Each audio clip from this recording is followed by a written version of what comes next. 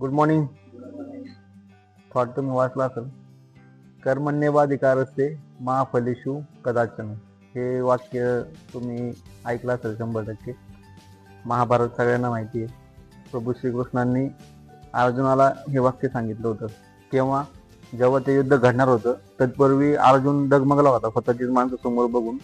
त्यावेळेस त्याला धीर देणं किंवा ऍक्च्युअल परिस्थिती सांगणं की बाबा जे तू करतोय हे तू करत नाहीये, मी करून घेतोय.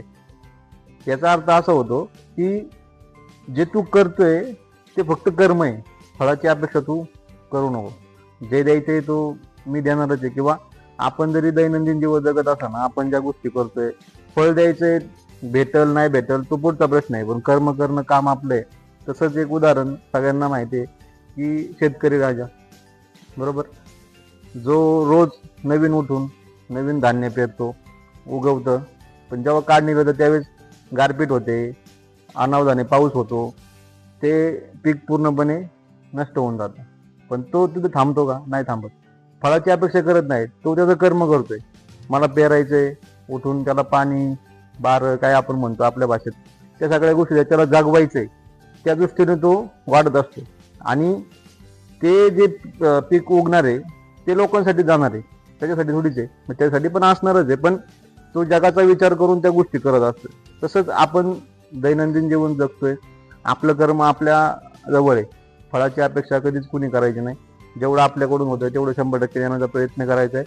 वर्किंग असो, पर्सनल लाईफ असो किंवा कोणत्याही गोष्टी असो, त्याच्यामध्ये आपल्या नशिबात जे आहे ते 100% होणारच आहे. फक्त काही गोष्टी ज्या असतील, आपण कधी कधी स्वार्थी होतो, ते झालं नाही पाहिजे. निस्वार्थपणे ज्या काही गोष्टी असतील ते करा. म्हणजे कोणाला काही देणं असो घेणं असो निस्वार्थपणे करा, फळाची अपेक्षा कधीच करू नका. हा त्या वाक्याचा अर्थ होता. आणि हे वाक्य खूप आजरामर आहे आत्तापर्यंत, पण अर्थ पण तितकाच सोज्वळ आहे की जेवढं तुमच्याकडून होतं तेवढं करण्याचा प्रयत्न करा. जे भेटल नाही भेटल तो पुढचा भाग आला. पण आत्ताची सिच्युएशन काय आहे, आपल्याला काम करायचंय, त्या पद्धतीने सगळ्यांनी वर्किंग करा. आणि जे काही भेटणार आहे, काम चांगलं असेल 100% फळ पण चांगलंच भेटेल आपल्याला. तो भेटेल नाही भेटेल तो पुढचा पार्ट आहे. त्याच्यामुळं सगळ्यांनी व्यवस्थित वर्किंग करा आणि हॅप्पी लाईफ जगा. ठीक आहे.